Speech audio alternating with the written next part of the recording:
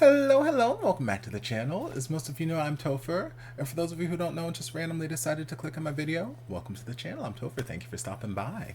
So we're here to do a reaction, and we're diving back into the world of Fourth Impact. It's been a couple of years, I think, since I've reacted to them on this channel.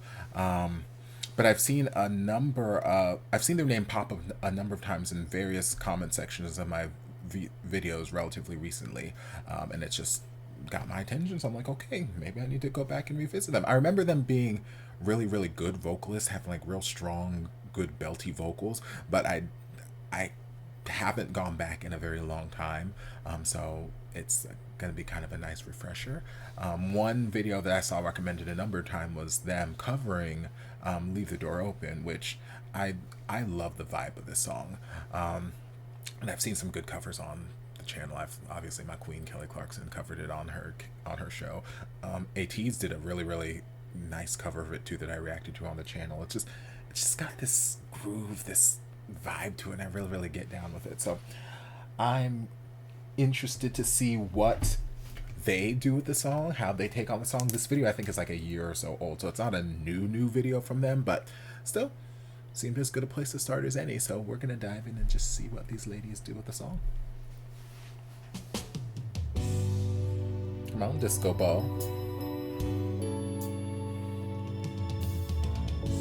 Y'all, before I even get into this, y'all better come through with this wardrobe. Oh my god, absolutely stunning. The gowns, I mean, who doesn't love a good sequin gown? Gorgeous. The cut of the gowns, the slits, the hairstyling. I love the one with the updo and the side swoop. I love the nice sort of Veronica Lake curl here. Oh god, they are stunning. Y'all better serve me up these visuals.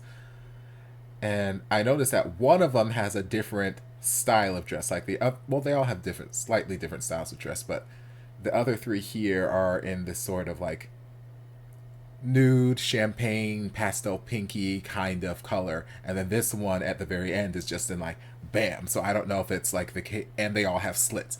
So like it looks like, hey, here's our Diana Ross and our Supreme, so like lead and background vocalists. But from what I remember, I felt like there was at least two of them who were like lead vocalists in my mind. But I don't know, it's been so long.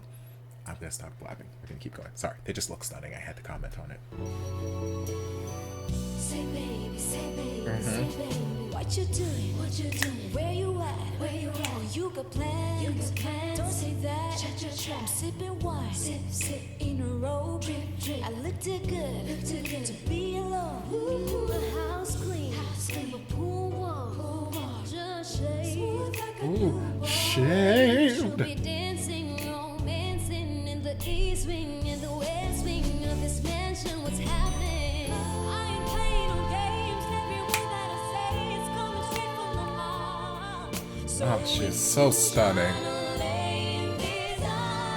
Come on, Harmony. Keep it nice and light. Yes, baby.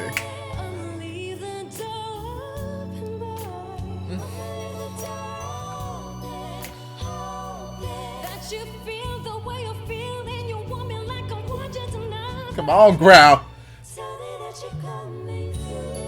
Come on, Harmony.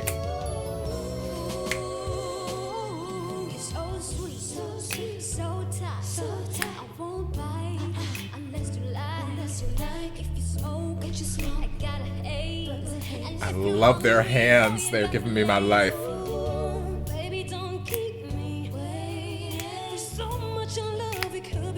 Come on, Growl.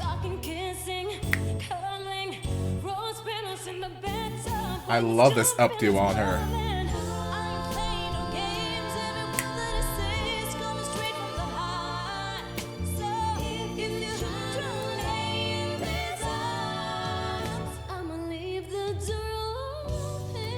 Hey!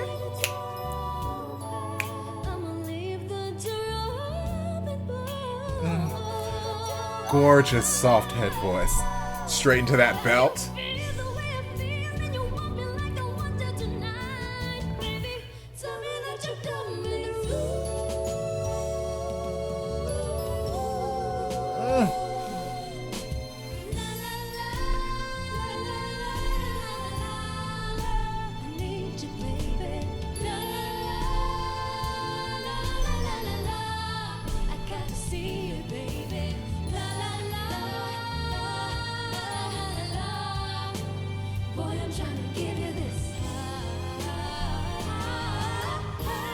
build this chord. Y'all better harmonize in this belt.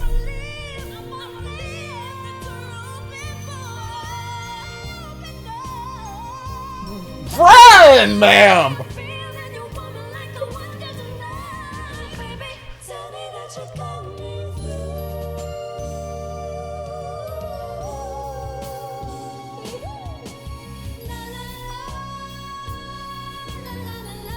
Come on, hips. Ah.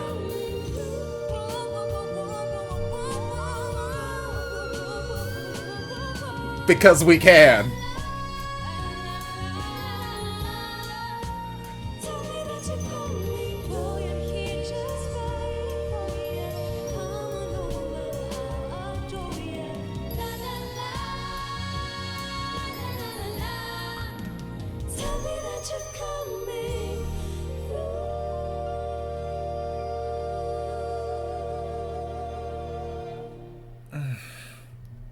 God, they are so damn good. Love. Absolutely stunning. Stunning. Stunning. Stunning. Oh my god. So yeah, first, visuals.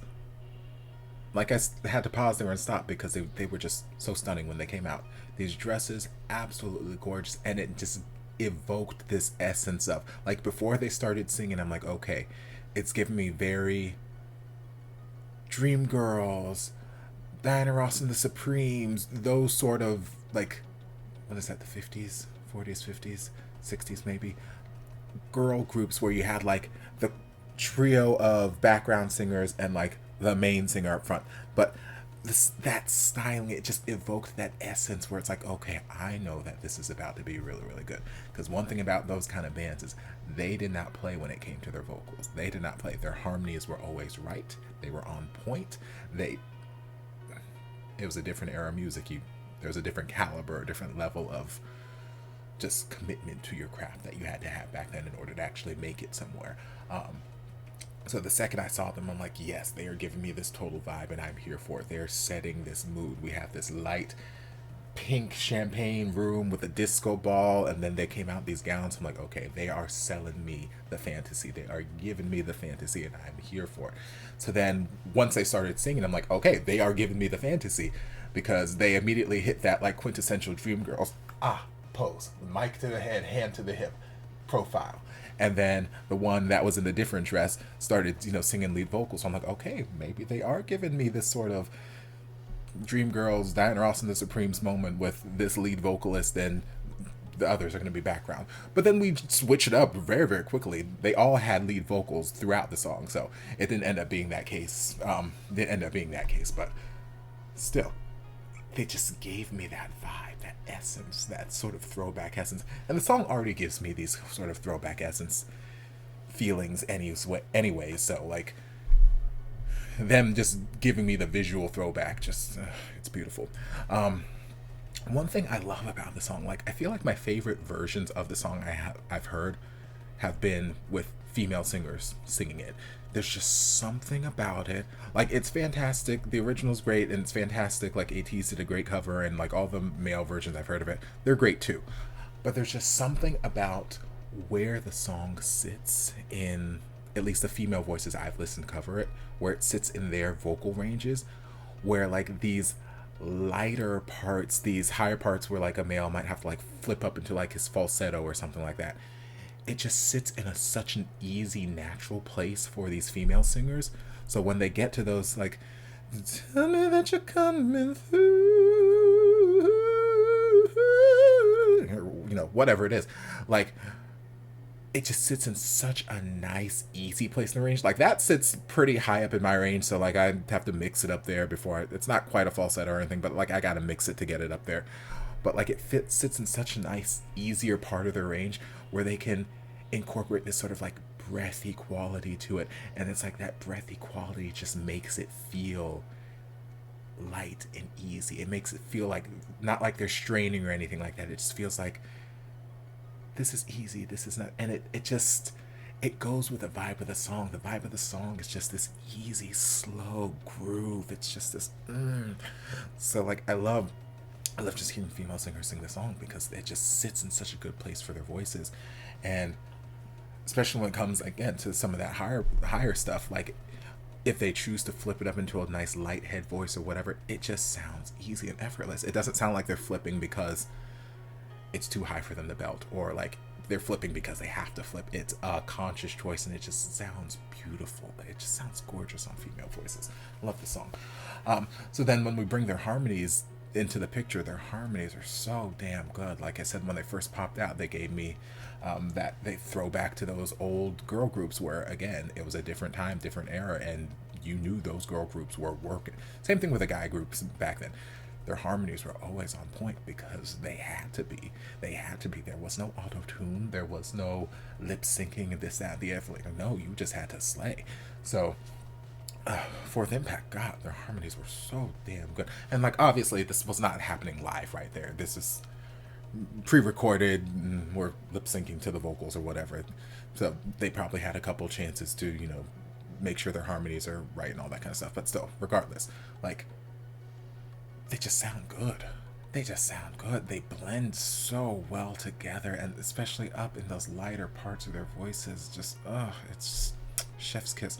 So many great moments here with harmonies, so many great solo moments, some nice growls, some great belts there at the end, some great harmonizing while belting. We have the nice addition of the whistle note, nice runs, great vocal flexibility, great agility, and just great performance, great visuals, great vocals, everything. That was just fantastic. Oh God, they're so good. Yeah, so thank you guys for the suggestion. I'm sorry I haven't visited them in quite some time, but you know, hopefully I'll visit them more frequently now that they're back on my radar. But I hope you guys enjoyed this reaction. If you did, don't forget to like, comment, subscribe, share, turn on notifications to be notified when all of my shenanigans get posted. If there's anything else you'd like me to react to, be sure to leave it down in the comments, and I'll get to it as soon as I possibly can. If you'd like to support the channel in other ways, you're more than welcome to join us over on Patreon. You don't have to, but you're more than welcome to if you want to. And I'll see you guys in my next video. Love you. Mwah. And before you guys go, I want to give a huge thank you to everyone supporting me over on Patreon. This channel would not be what it is today without your continued support, and I can't begin to thank you guys enough for all you've done for me. If you'd like to join us over on Patreon, the link is down in the description. I'll see you guys in my next video.